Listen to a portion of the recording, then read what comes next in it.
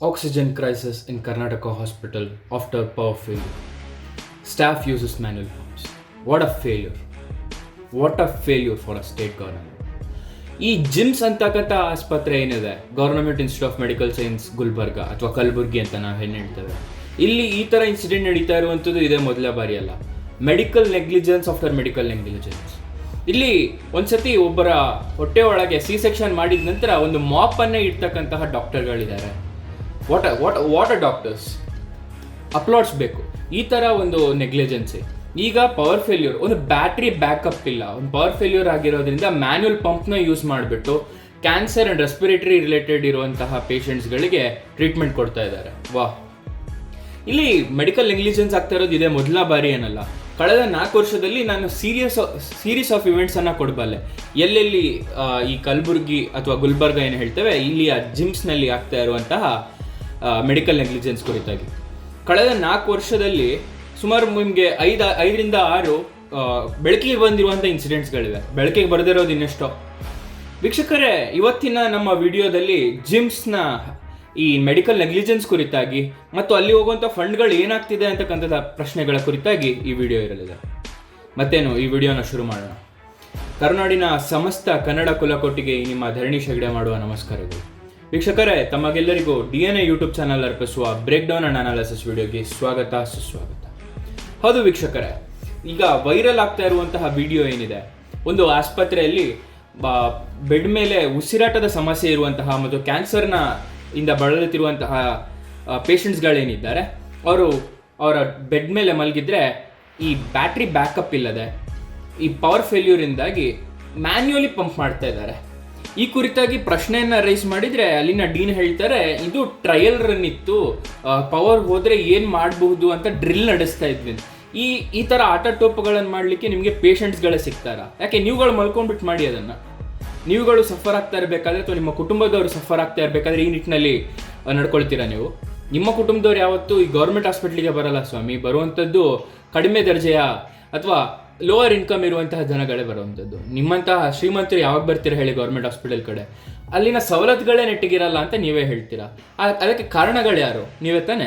ದಿನೇಶ್ ಗುಂಡೂರಾವ್ ಅವರೇ, ರೋಡಲ್ಲಿ ಮಾರುವಂತಹ ಪದಾರ್ಥಗಳೇನಿದೆ ಅದರ ಕುರಿತಾಗಿ ಅನಾಲಿಸಿಸ್ ಮಾಡಿ ಅದರಲ್ಲಿ ಬ್ಯಾನ್ಗಳನ್ನು ಹೇರ್ತೀರಾ, ಅದು ಶ್ಲಾಘನೀಯ. ನಾನು ಹೊಗಳ್ಬೇಕು, ಮೊದಲು ಹೊಗಳ್ತಾ ಇದ್ದೀನಿ. ಅನಂತರ ಈ ಥರ ಮೆಡಿಕಲ್ ನೆಗ್ಲಿಜೆನ್ಸ್ ಮತ್ತು ಈ ಮ್ಯಾಟರ್ನಲ್ ಡೆತ್ಸ್ ಅಂತಕ್ಕಂಥದ್ದು ನಮ್ಮ ಕರ್ನಾಟಕದಲ್ಲಿ ಅತಿ ನಂಬರ್. ಈ ನಂಬರನ್ನು ಯಾರು ಬ್ರೇಕೇ ಮಾಡೋಕ್ಕಾಗಲ್ಲ, ಅಷ್ಟು ನಂಬರ್ಗಳನ್ನು ರೈಸ್ ಆಗ್ತಾ ಇದೆ. ಇದಕ್ಕೆ ಆ ಟ್ಯಾಬ್ಲೆಟ್ ಏನು ಗುರಿಯಾಗಿ ಇಟ್ಕೊಂಡ್ರು, ಅದೊಂದು ರೀಸನ್ ಆಗಿತ್ತು. ಅದಕ್ಕೆ ಟೆಂಡರ್ ಕೊಟ್ಟುವಂಥವ್ರು ಯಾರು? ಇದೇ ಗೌರ್ಮೆಂಟ್ ಅವರು. ಅದು ಬಂದಿದೆ, ಸೇಲ್ ಆಗಿದೆ, ಅದರಿಂದಾಗಿ ಡೆತ್ಸ್ಗಳಾಗಿದೆ ಅಂತ ಗೊತ್ತಾಗಿದೆ. ಇನ್ನೂ ಅದನ್ನು ಮುಚ್ಚಾಕಬೇಕು ಅಂತ ಪ್ರಯತ್ನ ಮಾಡ್ತೀವಿ. ಖಾಲಿ ನಾವು ಜಿಮ್ಸನ್ನೇ ತೊಗೊಳ್ಳೋಣ ವೀಕ್ಷಕರೇ. ಜಿಮ್ಸ್ನಲ್ಲಿ ಸೀರೀಸ್ ಆಫ್ ಇವೆಂಟ್ ತೊಗೊಂಡ್ರೆ 4 ವರ್ಷದಿಂದ ಏನೆಲ್ಲ ಆಗಿದೆ ಅಂತ ನಾವು ನೋಡಿದ್ರೆ, ಜಾನ್ವರಿ 2021 ಈ ಕುರಿತಾಗಿ ಇಲ್ಲಿ ನಡೆದಂತಹ ಮೆಡಿಕಲ್ ನೆಗ್ಲಿಜೆನ್ಸ್ ಕುರಿತಾಗಿ ಹ್ಯೂಮನ್ ರೈಟ್ಸ್ ಕಮಿಷನ್ ಏನಿದೆ ಅದು ನೋಟಿಸನ್ನು ಕೊಟ್ಟಿದ್ದು ಜಿಮ್ಸ್ಗೆ. ಇದು ಬೇರೆ ಸೋರ್ಸ್ ಅಲ್ಲ, ಸ್ಟೇಟ್ ಹೆಲ್ತ್ ಡಿಪಾರ್ಟ್ಮೆಂಟ್ನ ಸೋರ್ಸ್ನ ನಾನು ಹೇಳ್ತಾ ಇರೋಂಥದ್ದು. ಇಲ್ಲಿ ಒಂದು 16 ವರ್ಷದ ಯುವಕ ಸಾಯ್ತಾನೆ. ಈ ಕುರಿತಾಗಿ ಈ ಏನು ಮೆಡಿಕಲ್ ನೆಗ್ಲಿಜೆನ್ಸ್ ಏನಾಗಿತ್ತು ಇಲ್ಲಿ, ಆ ವಿಷಯದ ಕುರಿತಾಗಿ ಒಂದು ರಿಪೋರ್ಟನ್ನು ಕೊಡುವಂತೆ ಹ್ಯೂಮನ್ ರೈಟ್ಸ್ ಕಮಿಷನ್ ಕೇಳುವಂಥ ಮಟ್ಟಿಗೆ ಹೋಗಿತ್ತು. ಅದಾದ ನಂತರ 2024ರಲ್ಲಿ ಸುಮಾರು ಇವೆಂಟ್ಸ್, ಅಂದರೆ ಬೆಳಕಿಗೆ ಬಂದಿರುವಂಥಲ್ಲಿ ಮತ್ತು ಹೆಚ್ಚಾಗಿ ಆಕರ್ಷಣೆಗೊಳಗಾದಂಥ 2 ಇವೆಂಟ್ಗಳನ್ನು ಹೇಳ್ತೇನೆ. ಆಗಸ್ಟ್ 2024ಕ್ಕೆ ಡಯಾಲಿಸಿಸ್ ಮಷಿನ್ ಏನಿರುತ್ತೆ, ಈ ಕಿಡ್ನಿ ಫೇಲ್ಯೂರ್ ಆಗಿರುವಂಥವ್ರಿಗೆ ಡಯಾಲಿಸಿಸ್ ಇಂಪಾರ್ಟೆಂಟ್ ಇರುತ್ತೆ. ಜಿಮ್ಸಲ್ಲಿ 8 ಡಯಾಲಿಸಿಸ್ ಮಷಿನ್ಗಳಿವೆ. ಈ 8 ಡಯಾಲಿಸಿಸ್ ಮಷಿನಲ್ಲಿ 6 ಮಷಿನ್ಗಳು ಕೆಟ್ಟು ನಿಂತಿತ್ತು. ಯಾಕೆ ಅಂತ ಕೇಳಿದರೆ, ರಿನ್ಯೂವಲ್ಗೆ ಟೆಂಡರ್ ಇರುತ್ತೆ ಅಥವಾ ಒಂದು ಸರ್ವಿಸ್ಗೆ ಏನಿರುತ್ತೆ ಅದಕ್ಕೆ ಟೆಂಡರ್ ಕರೆದಿರ್ತಾರೆ. ಅದಿನ್ನೂ ಆಗಿಲ್ಲ ಅಥವಾ ಅದಕ್ಕೆ ಹಣ ಕಳಿಸಿಲ್ವೋ ಈ ಗೌರ್ಮೆಂಟು, ಏನಂತ ಗೊತ್ತಿಲ್ಲ. 6 ಮಷಿನ್ಗಳು ಕೆಟ್ಟು ನಿಂತಿತ್ತು. ಈಗ ವೀಕ್ಷಕರೇ, ಒಂದು ಡಯಾಲಿಸಿಸ್ ಅಂದರೆ ಈಗ ನಿಮಗೆ ಸಾಧಾರಣವಾಗಿ ಮೂತ್ರಪಿಂಡ ಇರುವಂಥವರಿಗೆ ಈ ಪ್ರಾಬ್ಲಮ್ ಇರಲ್ಲ ಅಥವಾ ಡಯಾಲಿಸಿಸ್ನ ಅಗತ್ಯ ಬೀಳಲ್ಲ. ಈ ಕಿಡ್ನಿ ಯಾರು ಹಾಳಾಗಿರುತ್ತೆ ಅವರಿಗೆ ದಿನನಿತ್ಯ ಈ ಡಯಾಲಿಸಿಸ್ ಆಗುವಂಥದ್ದು ಅತಿ ಮುಖ್ಯವಾಗಿರುತ್ತೆ. ವೀಕ್ಷಕರೇ, ಈ ಡಯಾಲಿಸಿಸ್ ಅಂತಕ್ಕಂಥದ್ದು ನಿಮ್ಮ ಬ್ಲಡ್ಡನ್ನು ಮಷಿನ್ ಒಳಗೆ ತಗೊಂಡು ಹೋಗಿ ಅದರಿಂದ ಮತ್ತೆ ಆ ಬ್ಲಡ್ಡಲ್ಲಿ ಇರುವಂತಹ ಅನಲೈಟ್ಸ್ ಮತ್ತು ಬೇಡದೇ ಇರುವಂತಹ ಈಗ ಏನು ಮೂತ್ರ ಏನು ಹೋಗುತ್ತೆ ಅದನ್ನು ಸಪ್ರೇಟ್ ಮಾಡಿ ನಾರ್ಮಲ್ ಬ್ಲಡ್ಡನ್ನು ಮತ್ತೆ ನಿಮ್ಮ ದೇಹದ ಸ್ಟ್ರೀಮ್ಗೆ ಬಿಡುವಂಥದ್ದು.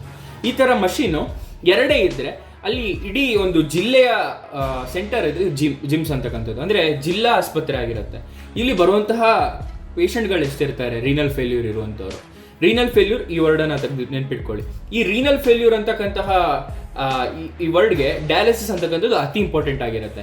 ಈ ಡಯಾಲಿಸಿಸ್ ಮಷಿನ್ಗಳೇ ಕಮ್ಮಿ ಆದರೆ ಇಲ್ಲಿರುವಂತಹ ಪೇಷಂಟ್ಸ್ ಅದು ಅನಿವಾರ್ಯ ಸ್ಥಿತಿಗೆ ಪ್ರೈವೇಟ್ ಹಾಸ್ಪಿಟಲ್ಸಿಗೆ ಹೋಗಬೇಕಾಗತ್ತೆ. ಒಂದು ಡಯಾಲಿಸಿಸ್ನ ಹೊರಗಡೆಯ ಖರ್ಚು ನಿಮಗೆ ಗೊತ್ತಿದೆ. ಇಲ್ಲಿ ಅವರ ಜೀವನ ಪರ್ಯಂತ ದುಡ್ದಿರುವಂತಹ ದುಡ್ಡು ಅಲ್ಲೇ ಹೊರಟೋಗುತ್ತೆ. ಇಂತಹ ಮೆಡಿಕಲ್ ನೆಗ್ಲಿಜೆನ್ಸ್ ಜಿಮ್ಸಲ್ಲಿ ನಡೀತಾನೆ ಇದೆ.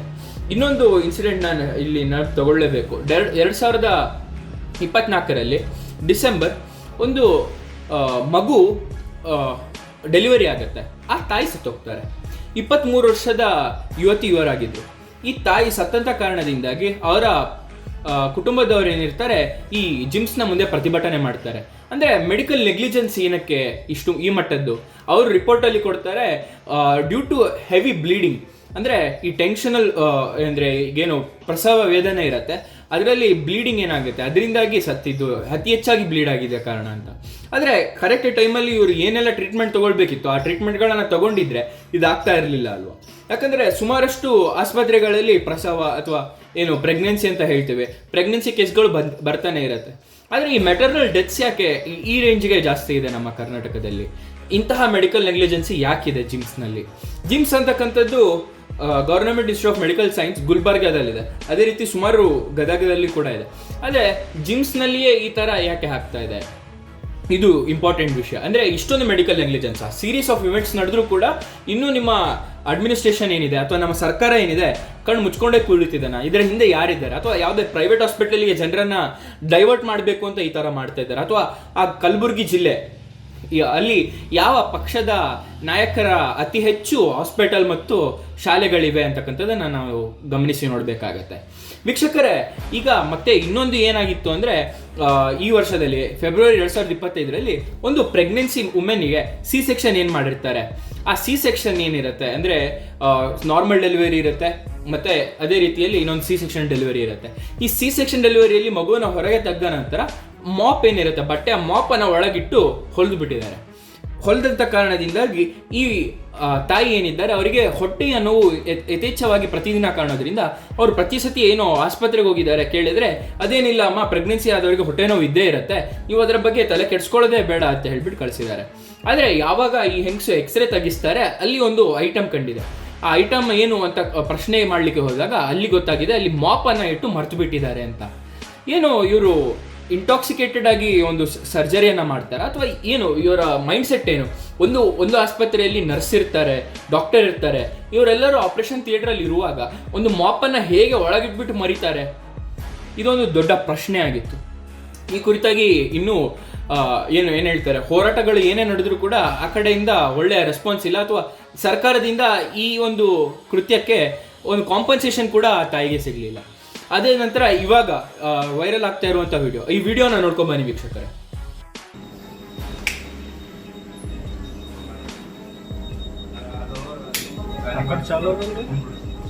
ಹಾಸ್ಪಿಟಲ್ ಬಂದ್ ಮಾಡ್ಬಿಡ್ಬೇಕು ಅಂದ್ರೆ ಯಾರು ಮ್ಯಾನುವಲಿ ಮಾಡೋದು. ಪೇಷಂಟ್ ಕತ್ಲ ಒದ್ದಾಡತ್ತಾರೆ, ಯಾರು ಕೇಳೋರಿಲ್ಲ ಹೇಳೋರಿಲ್ಲ.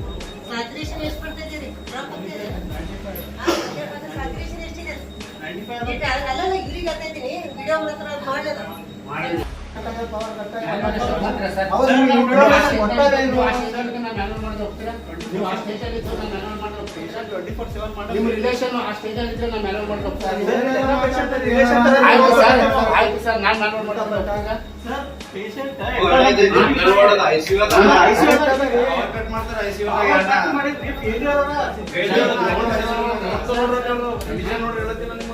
ಜನ ನೋಡೋದಂತೆ ಐಸಿಯುನ ಪವರ್ ಕಟ್ ಬೇರೆ ಆಯ್ತು ಮಾಡ್ತೀವಿ ನೀವು ಎಲ್ಲ ಕಡೆ ಆಗ್ಯದ ಪವರ್ ಕಟ್.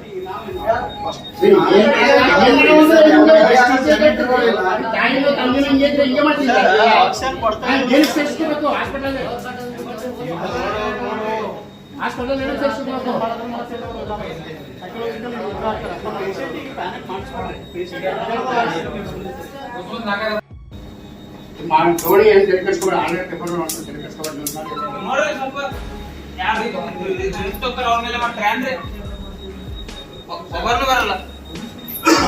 ಆಲ್ರೆಡಿ ಹೇಳಿ ತಲೆ ಕೆಡಿಸ್ಕೊಬಂಡಿ.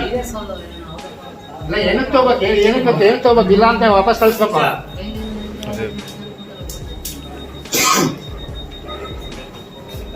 ಅಡ್ಮಿಟ್ ಮಾಡ್ಕೋಬೇಕು ಹಂಗಿದ್ರೆ ನಮ್ಮ ಹತ್ರ ಇಲ್ಲ ಅಂತ ಹೇಳಿ ಓಡಾಕ್ರಿ ಓಡಾಕಲ್ಲ ನೋಟಿಸ್ ಕೊಡಲಿ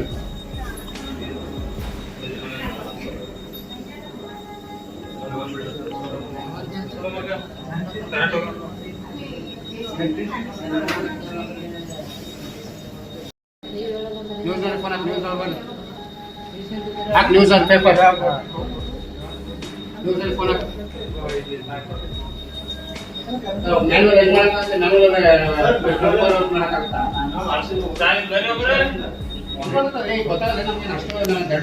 ಸರ್ ಮಾನಿಟರ್ ಆಫ್ ಆಗ್ಯದ ಅದು ಸ್ಟಾಕ್ ಇದು ಮಾಡೋದು ಸರ್ ನೋಡಿದ್ರಲ್ಲ ವೀಕ್ಷಕರೇ, ಅಲ್ಲಿ ಉಸಿರಾಟದ ಸಮಸ್ಯೆಯಿಂದ ಪೇಷಂಟ್ಸ್ಗಳು ಬಳಲ್ತಾ ಇದ್ದಾರೆ. ಸರಿಯಾದ ಬ್ಯಾಟ್ರಿ ಬ್ಯಾಕಪ್ ಇಲ್ಲ. ಇಂತಹ ಪೇಷಂಟ್ಸ್ಗಳಿಗೆ ಮ್ಯಾನ್ಯಲ್ ಪಂಪ್ ಮಾಡ್ತಾ ಇದ್ದಾರೆ. ಪವರ್ ಫೇಲ್ಯೂರ್ಸ್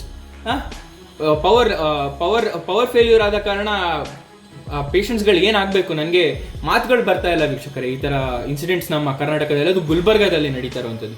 ಅಲ್ಲಿಯ ಸಿಟ್ಟಿಂಗ್ MLA ಕನೀಸ್ ಫಾತಿಮಾ ಅವರಿದ್ದಾರೆ, ಸಿಟ್ಟಿಂಗ್ MP ಇದ್ದಾರೆ ರಾಧಾಕೃಷ್ಣ. ಯಾವ ಫ್ಯಾಮಿಲಿಗೆ ಬಿಲಾಂಗ್ ಆಗ್ತಾರೆ ನಿಮಗೆ ಗೊತ್ತು.